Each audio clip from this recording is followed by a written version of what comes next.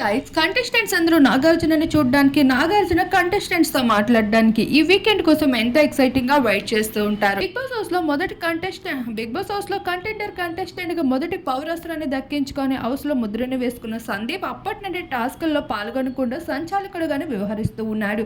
సంచాలకుడుగా తీరుగానే audience ని attract చేయాలని సందీప్ అయితే ఎంతగానో ప్రయత్నిస్తూ ఉన్నారు. ఇదే విషయం పైన నాగార్జున అయితే తన సంచాలకుల వ్యవహారంపై అయితే మాట్లాడుతూ వచ్చేశారు.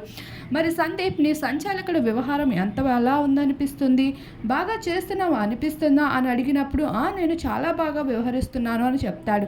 నాకైతే అలా అనిపించడం లేదు, నువ్వు గ్రూప్స్గా ఆడుతున్నావు అనిపిస్తుంది. ఆ రోజు ప్రియాంక విన్ కాకపోయినా తనని విన్నర్. శోభ గౌతముల విషయంలో కూడా అదే సంచాలకుడు తీరు ఏమాత్రం బాలేదు. మరి నువ్వు బెస్ట్ సంచాలకుడు అనిపించుకుంటున్నావో, మరి నాకే అనిపించకపోతే ఆడియన్స్కి ఇంకేమనిపిస్తావు, కాస్త జాగ్రత్తగా సంచాలకుడుగా మారు అంటూ నాగార్జున అయితే సందీప్కి ఇవ్వాల్సిన కోటింగ్ మొత్తం ఇచ్చేస్తూ కనిపించేశాడు.